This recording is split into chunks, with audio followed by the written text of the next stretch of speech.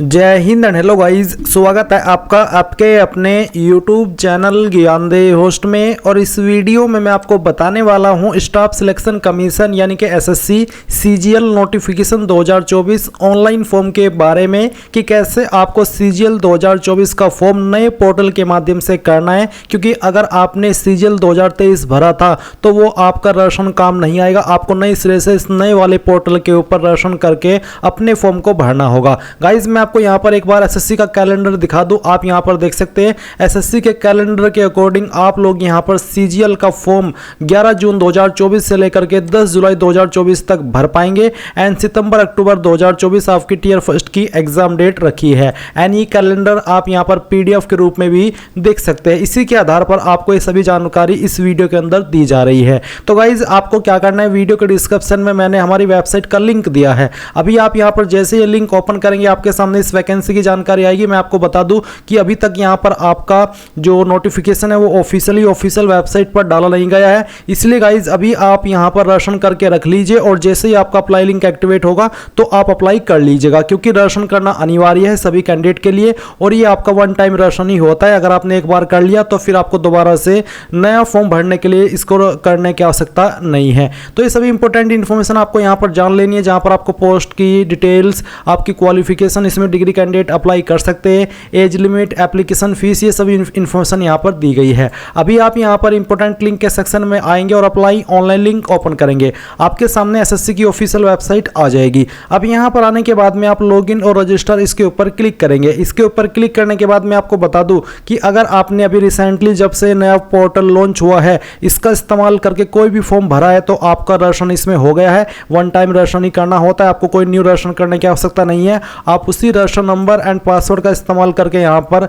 ये captcha code डाल करके लॉगिन कर ले। पर गाइस अगर आप फ्रेशर है, इस वेबसाइट का इस्तेमाल करके आपने अभी तक कोई फॉर्म नहीं भरा तो फिर आप यहां पर इसमें नया राशन करेंगे। इसके लिए गाइस आपको यहां पर रजिस्टर नाउ इसके ऊपर क्लिक करना है। इसके ऊपर क्लिक करने के बाद में आपके सामने यहां पर राशन का इस तरह का प्रोसेस आएगा कि आप इन फेज के अंदर अपने राशन को कंप्लीट करेंगे। तो आप यहां पर कंटिन्यू के ऊपर क्लिक कीजिए। इसके बाद में सबसे पहला सवाल है कि क्या आपके पास आधार कार्ड है। अगर हाँ तो यस करिए और फिर यहां पर आधार कार्ड का नंबर डाल करके उसको दोबारा डाल करके वेरीफाई कर दीजिए। अगर नहीं है तो नो करके आप यहां पर 2 पॉइंट में कोई एक अन्य आईडी सेलेक्ट कर ले और उसका नंबर यहां पर डाल दे। फिर आपको 3 पॉइंट में आपका नाम एंटर करना है।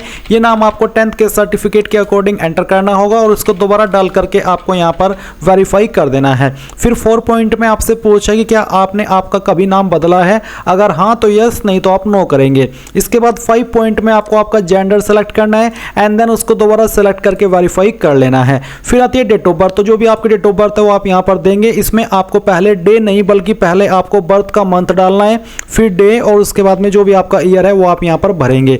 एंड देन सेम वे में आपको यहां पर आपका डेट ऑफ बर्थ दोबारा डाल करके वेरीफाई करना है, पहले मंथ फिर डे और उसके बाद में ईयर। एंड देन फिर यहां पर आपको 7 पॉइंट में आपका फादर नेम एंटर करना है, फादर नेम को दोबारा डाल करके वेरीफाई करना है। 8 पॉइंट में आपको मदर नेम डालना है और उसको दोबारा डाल करके वेरीफाई कर देना है।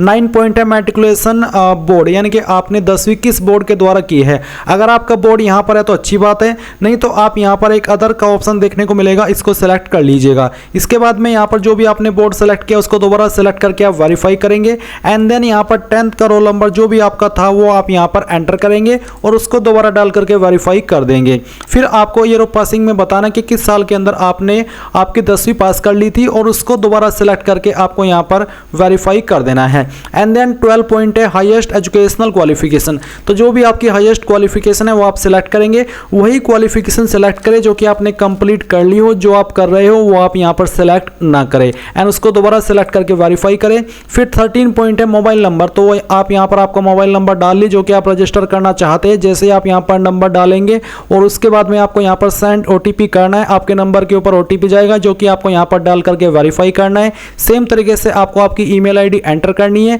यहां पर फिर आपको सेंड ओटीपी करके आपके ईमेल के ऊपर ओटीपी सेंड करना है और वो ओटीपी यहां पर डाल करके आपको वैलिडेट कर देना है। जैसे आपका यहां पर ओटीपी वैलिडेशन हो जाए तो फिर आप सेव एंड नेक्स्ट के ऊपर क्लिक करेंगे। एंड देन गाइज आप यहां पर देखेंगे success personal detail submitted successfully. अब आपको यहां से ओके करना है और ओके करने के बाद में आपको आपका राशन नंबर मिल चुका है। ये नंबर आपको नोट कर लेना है क्योंकि ये आपको फ्यूचर में बहुत काम आएगा एसएससी का कोई भी फॉर्म भरने के लिए। तो अब आपको यहां पर क्या करना है, आपको कंटिन्यू के ऊपर क्लिक करना है। अब गाइस यहाँ पर आपके सामने कुछ ऐसा इंटरफेस आएगा, तो आपको यहाँ पर आपका राशन नंबर डालना है जो कि अभी आपको मिला है, और फिर आपको यहाँ पर आपका पासवर्ड ईमेल के माध्यम से सेंड कर दिया है, वो पासवर्ड आप यहाँ पर डालेंगे। एंड उसके बाद में जो कैप्चा कोड आपको दिखाई दे रहा है आपके डिस्प्ले के ऊपर, वो आप यहाँ पर डालिएगा एंड देन साइन इन के ऊपर क्लिक कीजिएगा। इसके बाद में यहाँ पर आपको बोला है please set a new password, तो आपको यहाँ पर एक नया पासवर्ड बनाना है, बट पहले आप यहाँ पर आपका ओल्ड पासवर्ड डालें जो कि अभी आपको ईमेल के माध्यम से मिला। एंड देन फिर आप एक न्यू पासवर्ड बनाएंगे जिसमें कि आपको यहाँ पर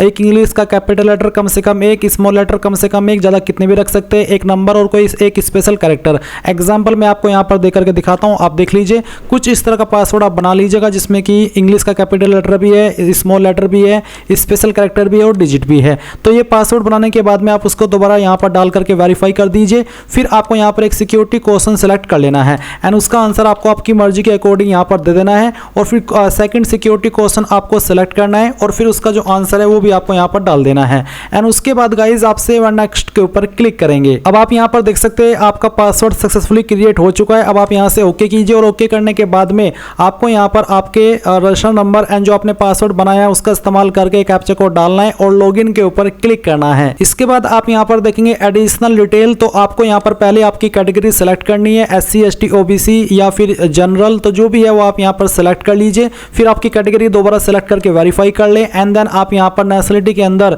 सिटीजन ऑफ इंडिया सेलेक्ट कर लेंगे। विजिबल आइडेंटिफिकेशन मार्क्स, आपकी बॉडी के ऊपर वो निशान जिससे आपकी बॉडी की पहचान होती है, तो उस मार्क के बारे में आप यहाँ पर लिख देंगे। अगर नहीं है कोई मार्क तो आप नो मार्क लिख दीजिएगा। अगर आप विकलांग है तो आप इस वाले 5 पॉइंट में यस करेंगे, नहीं तो आपको नो करना है। फिर 6 पॉइंट में आपका जो परमानेंट एड्रेस है वो आपको यहाँ पर इस बॉक्स में लिखना है, और जो आपकी स्टेट है वो यहाँ से सेलेक्ट कर लेनी है, फिर डिस्ट्रिक्ट सेलेक्ट कर लेनी है, और उसके बाद में जो आपका पिन कोड है वो भी आपको यहाँ पर डाल देना है। एंड देन अगर आपका प्रेजेंट और परमानेंट एड्रेस एक है, अलग अलग नहीं है, तो आप यहाँ पर यस कर देंगे, और इसके बाद में आपको सेव एंड नेक्स्ट के ऊपर क्लिक करना है। अब ये जानकारी भी आपकी सेव हो जाएगी। अब आपको यहाँ पर ओके करना है, और ओके करने के बाद में आपके सामने डिक्लेरेशन है, तो आप यहाँ पर टिक कीजिए, और इसके बाद में अगर आपने जो भी जानकारी भरी उनको चेक करना चाहते हैं तो आप यहाँ पर प्रीव्यू OTR इसके ऊपर क्लिक करके सभी जानकारी को चेक कर लें, और जब आपको लगे कि सभी जानकारी सही है तो वो भी आप यहाँ से डिक्लेयर के ऊपर क्लिक करके इस OTR को सबमिट कर देंगे। नहीं तो आप यहाँ से प्रिंट लेना चाहे तो आप वो भी ले सकते हैं। एंड देन फिर आप डिक्लेयर के ऊपर क्लिक कर दीजिए। इसके ऊपर क्लिक करने के बाद देखेंगे डिक्लेरेशन सबमिटेड सक्सेसफुली।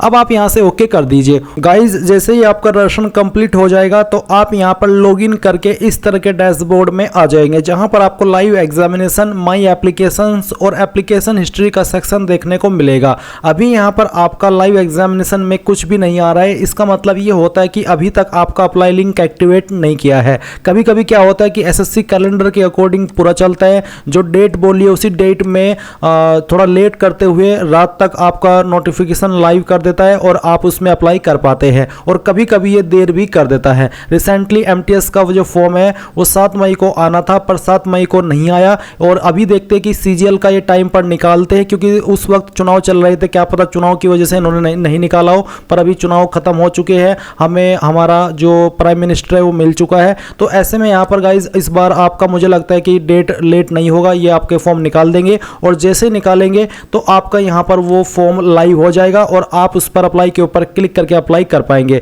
वैसे जब आपका लाइव होगा तो तब भी मैं आपके लिए एक अलग से वीडियो बनाऊंगा पार्ट 2 के बारे में, जहां पर अच्छे से बताया जाएगा कि आगे का फॉर्म आपको कैसे भरना है। और अभी के लिए आप ये रजिस्ट्रेशन करके रख लीजिए, क्योंकि ये बहुत ही इंपॉर्टेंट चीज़ है। आगे जैसे ही आपका लिंक एक्टिवेट हो, आपने सिंपली लॉगिन किया और अप्लाई कर लिया। और मैं आपके लिए वीडियो रात में ही बना रहा हूँ, क्योंकि मुझे लगा कि यार अभी लिंक आपका एक्टिवेट हो जाएगा, क्योंकि ये रात में ही कर देते हैं। तो आप देख लीजिए रात के यहाँ पर 12:48 हुए हैं, और ये इसलिए कर रहा हूँ कि किसी भी कैंडिडेट से कोई गलती ना हो। तो अगर आपको लगता है कि कोई स्पेशल एफर्ट किया है तो यार वीडियो को लाइक, शेयर एंड चैनल को सब्सक्राइब कर लीजिएगा। Thanks for watching. जय हिंद।